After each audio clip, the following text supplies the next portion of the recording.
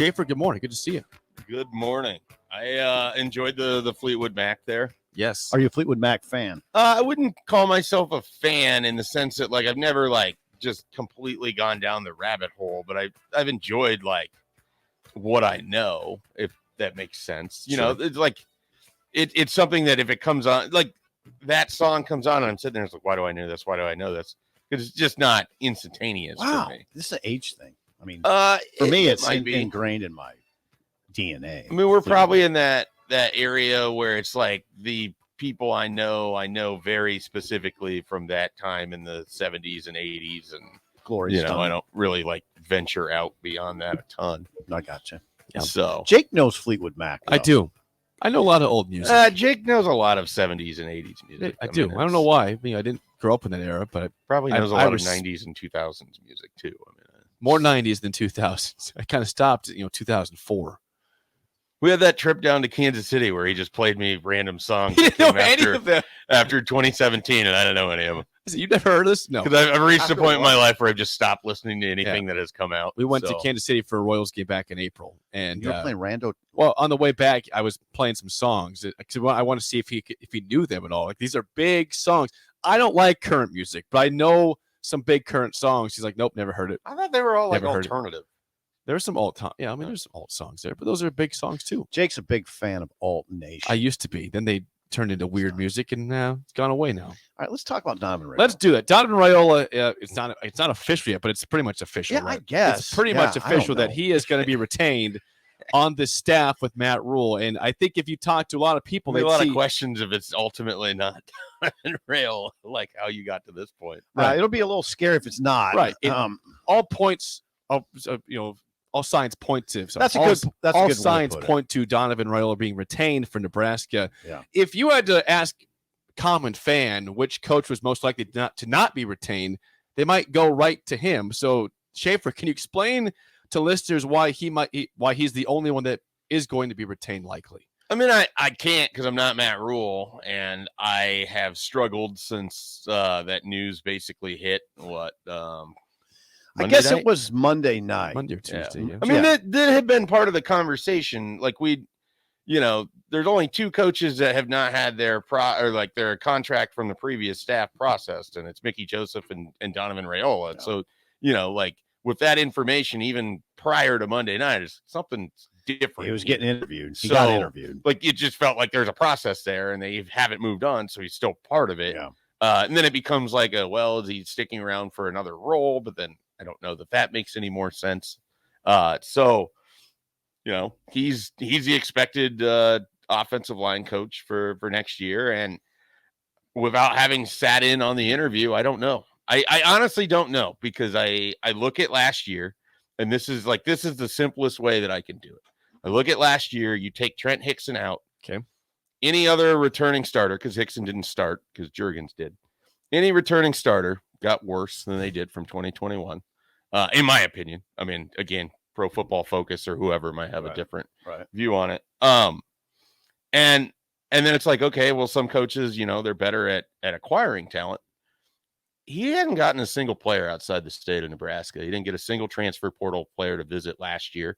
He hasn't been on the road recruiting right now, so it's not like he's just going to show up and bring somebody in for the next 2 weekends, more than likely. So recruiting wise, it's not like he's been a plus because you end up with two kids that you likely were going to get if Sipple or I were the offensive line coach, and Sam Sledge and Brock Knutson. Yeah, Knutson and who else? Sam Sledge. Yeah, and they have a kid so you have a legacy for a dad. Uh-huh. Well, yeah, and Gunnar Gattulo was already committed before he ever arrived. So there are three offensive line commits. I mean, you can give them credit for two of them if you want, but it's sort of a stretch. To me, damning with faint praise that those are the three guys that he has. Talking with guys like Caden Green and other offensive linemen that came through, they would say fine things about him, but you could tell it wasn't like their primary recruiting contact was ever Donovan Raiola. So if it's not recruiting and it didn't look particularly good on the field, I don't know what it is, but I'm not over there all the time. I don't want to pretend like I'm defending the move, but I try to make sense of it. What if I tried it this way? Okay, they have these guys, all these guys, and really the heart of their college careers now. Mhm. That this is the year where, if they're going to be good, it's probably about right now for Turner Corcoran, for Ben Hart, for Prohaska, for Nuri, for Ethan Piper, that crowd of guys. If it's going to happen for them, it's got to happen now. And maybe Rule is thinking what they need right now is continuity, not to start over with someone else, because this is it now. They got to do it now. And maybe Rule's thinking is we can't throw a third offensive line coach at them in their careers. That's the best I can do. Yeah, I guess Does that make any sense? Doesn't that make any sense? The easy sort of counter, I guess, that formulates in my mind is that's not true of quarterbacks. That's not true of wide receivers. Right. That's not true of other moves that they made. Offensive line's a little different. But as Schaefer said, though, they regressed last season. They got worse. Well, it appeared. I don't know that I'd say that Piper got worse, and I don't know that I'd say Ben Hart. I mean, can't get much worse, but that didn't get any better. He was. Yeah, I mean, they didn't get. They didn't. I mean, there wasn't. Did you see improvement anywhere? Not really. I mean, I didn't feel like they were. So they were really bad in pass block in 2021. What would Nebraska feel like they got worse? What would Nebraska coaches say though? They would say. I mean, I'm just trying to think what they would say to us. Mm-hmm. They would say, "Well, I don't know. We just beat Iowa. Didn't that look good to you?" You know, and I would say, what about the 8 losses that you had and where you couldn't run the ball against Rutgers? You couldn't move the ball against Minnesota. Right. Oh, I know. I mean, I'm always happy to play devil's advocate. Sure. And that's fine. Like I am of the mind where at some point Matt Rule will talk and we'll have the ability He'll explain it to find out what it is about Donovan Raiola that stood out against other candidates. I don't know how many were interviewed. I don't know who. Certainly feels like John Garrison was in the mix for. I don't think he was interviewed. He wasn't interviewed. I don't think he was interviewed. So his name just randomly gets put out, popped up. Yes, that's what I'm suggesting. Crap at the wall. I am suggesting that. Let me rephrase it then. I know that John Garrison has interest in Nebraska and has for 2 years now. Whether he got interviewed or not, I can't say. Don't think he did. So, heard that yesterday. Yeah. No, it was a flat no. So then I don't know who the other people would be. I don't either. See, that's the other thing you don't know. Maybe you weren't able to attract the level of talent that you want. I just have a tough time believing there wasn't someone with more experience, both in terms of recruiting or coaching acumen, that was available this offseason. It's the fact that Trev said Nebraska got a $7 million pool for assistants. At this point, it doesn't feel like you're anywhere close to that with the guys you brought on. Satterfield's gonna make over $1 million probably. Jake Peets.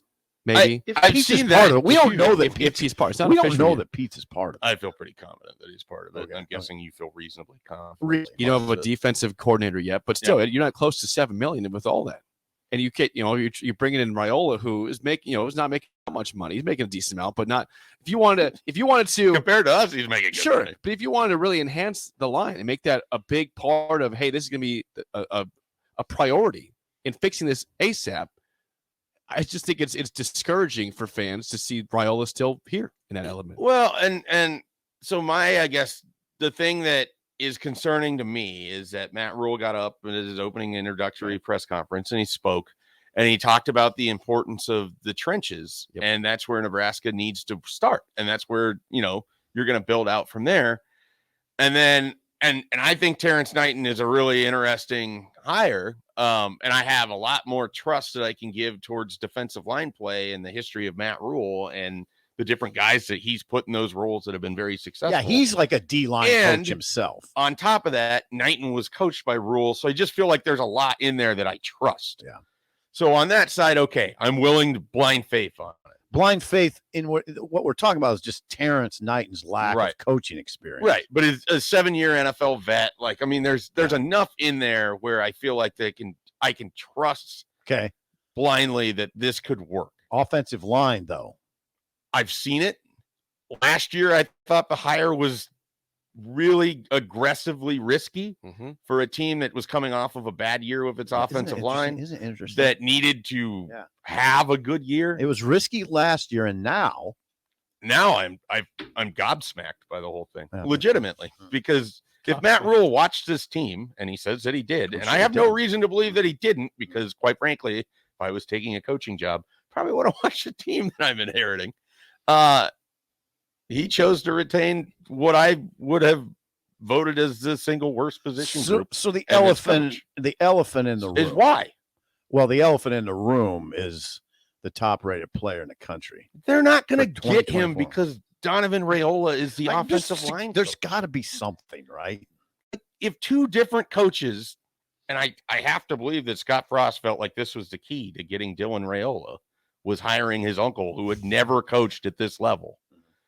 I just find it hard to believe that Matt Rule, who's been out of it, in the NFL, would come back, look at Donovan Raiola and think, well, this is going to get us the number one player who's committed to Ohio State, by the way, who's about to put another quarterback in the top 20 in the NFL draft. Yeah, for sure. Whether or not that quarterback's going to be good in the NFL is a totally different question. Stroud, that's a conservative. I mean, he's a top 10 for sure. Yeah, I'm just trying to do it to where you get Haskins, Fields. Haskins was like 15th. Yeah, he was. Fields was like 12. Yep. So, or 10. So Donovan Raiola evidently interviewed well. Yeah. I mean, maybe bowled him over. Which, okay. I mean, I guess you go back to where you've talked about how you want the trenches to be an importance here. It doesn't feel like they've invested a bunch of their salary pool money in it. So do they have the ability to develop these two guys as coaches? With Knighton, I feel a lot better than I do about the guy who's been here. Because Rule's been a defensive line coach. Yeah, and he's had an NFL career, and like Knighton played over 100 games in the NFL. Yeah, I just feel pot roast about that. Terrence Knighton, pot roast. Yeah. He had a pretty distinguished career with the Broncos. The other thing is, I've seen Donovan Raiola struggle, and I've never seen Terrence Knighton struggle. So that also makes it a little bit. We have a text I want to read that I think is interesting regarding all this with Raiola and this new staff. That one guy says on the text line, is it possible that Rule has been analyzing this film for months and identified something other than the offensive line coach that is the root of the problem? That's a good point. As in strength. Now that's a great text because then you throw in the Whipple factor, and just now Whipple, not only Duval, the Whipple, not only the Whipple factor, the Duval factor that they weren't particularly. I mean, it didn't. What I was told by a former lineman is they are fine.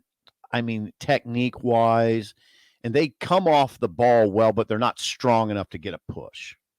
I mean, that's just what somebody said. I don't know, but there are a lot of factors that go into. It's kind of like a quarterback discussion. When we get after a quarterback, we don't always take in the bigger picture, right? What's he got? I mean, what kind of blocking is he getting? What kind of skill players are there? Is the play caller doing what he should be doing? I guess you could say that with this to a certain extent, right? Whipple and Raiola, there was, I'd say, no chemistry. No chemistry. Raiola and who had chemistry? Well, Whipple and who had chemistry. Who did Whipple have chemistry with? That offensive staff didn't. Right. I can think of, I'm sure Mickey and Applewhite, they seemed to be relatively good together, but it's not like wide receivers and running backs. You could go back and make this a Frost discussion too. Well, sure, because they blew everything up and they made random high. So circling all the way around, one reason I'm not bent out of shape about the salary pool money or who has been hired is we just watched last year a coach just take random pieces, throw them together, and you got what you got out of that offense. So there's more to putting a coaching staff together than what Deion Sanders is attempting to do. Right. So just grabbing random pieces, seeing how they work together. Here's the issue we get with Nebraska. There's so much going wrong that you can point the finger at a lot of places. Whipple can point it at the offensive line and say, how do I call an offense without a run game? And I don't if he says that, I don't disagree. How do you do it? How do you call an offense without a run game that can't, how do you can do it, but it's going to look like Nebraska where you better throw it downfield and it better be effective. Okay, then what's Raiola's stance here then? Well, Raiola's stance would be, look what I walked into. Prohaska, it would be great if Prohaska had been healthy, but he was probably brought back too early. So you lose him. You lost Nori in the summer. That sucked. You lost your left side. All right. And and then you just don't have that much there. I mean, that's his defense, I'm sure. He just didn't walk into much. He didn't bring anything. Well, Hunter Anthony was foisted upon him by Chenander. Fine. Williams, I don't know. That was a Mickey. That's all fine. He got there, December 5th? He could have brought someone in. He didn't bring a single player. Yeah. He didn't get a single player in December. He didn't get a single player in January. He didn't get a single player in the spring. I think he thought he was going to bring in a player from ASU that was an all Pac-12 guard. Didn't happen. Didn't happen. So, yeah, there's, again, when you got a lot of deficiencies, there's a lot of places to point the finger. And in football, different guys can do it effectively, and it'll make sense. And it all adds up to 4-8. I guess I have an issue where, and I'm not, Mr. PFF. I don't watch and grade recruits. Like I'm going to be honest. I don't know everything about offensive line play. Yeah. That's the other thing about this discussion. That being said, experts, you watch the games. I watch the games. Jake watches the games. Nebraska fans watches the games. How many people do you think realistically feel like Nebraska's technically sound up front? I don't know. I mean, I can't judge that. Do you think they're technically sound up front? I recuse myself because I can't. So the answer is no, because you don't want to say no. I can't. I don't know what. I mean, they didn't move the line of scrimmage. That's the way. Here's the way I look at it. I mean, they didn't move the line of scrimmage. They couldn't handle certain pass rushers. They didn't. Yeah. They have very little ability to even handle straight pass. Like when I'm talking about certain pass rushers, speed rushers just killed them. I mean, absolutely killed them. But even the guys that went directly at him, was a problem. Right. We talked about Teddy Prohaska. One of the most damning quotes for the entire Scott Frost era is your 6'10" tackle standing up there saying, it takes me about a half to be able to feel comfortable in the position that I'm playing in as an offensive tackle. He said that right before the last game of his season. Yeah. And that was right after they had done the whole unbalanced offensive line, and he just watched a guy run right by him. Yeah.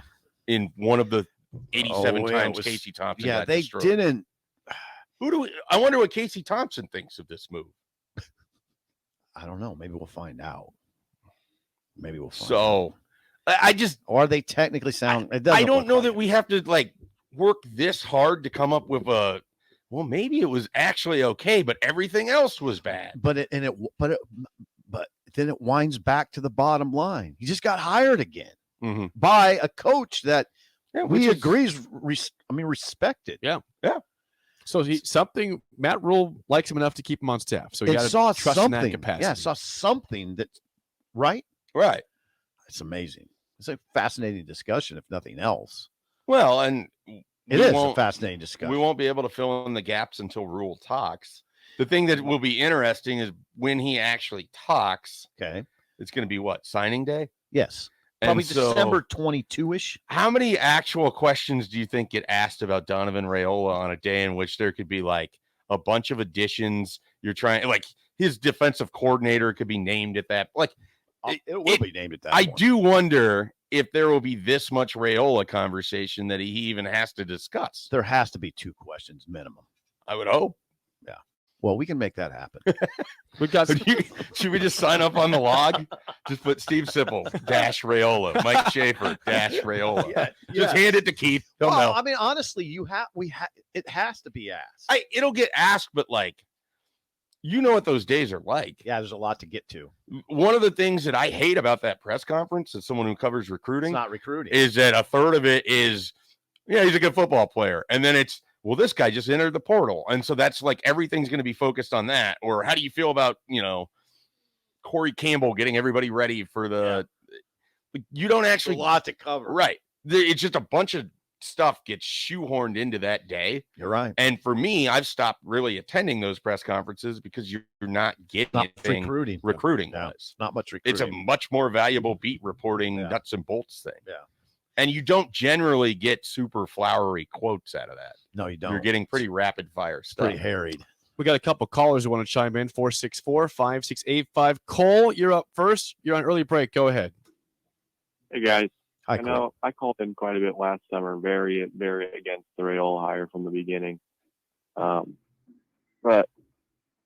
I understand when Sipple says that he walked into a room full of nothing, but the amount of times last year in the games where they just simply forgot to block somebody and they just ran straight by the tackles to get a clear shot on Casey was just scary. And that is coaching. That's not skill. That is coaching. You could at least try and get in the way of the guy that's lining up on the edge on the line of scrimmage and trying to at least get in his way. Just get in his way. So there's no excuse for that. I'm sorry, but yeah, I mean, I guess you could blame the running back if he was supposed to pick that up, but at the end of the day, that's on Raiola to get the running back and the offensive line on the same page when it comes to pass protection.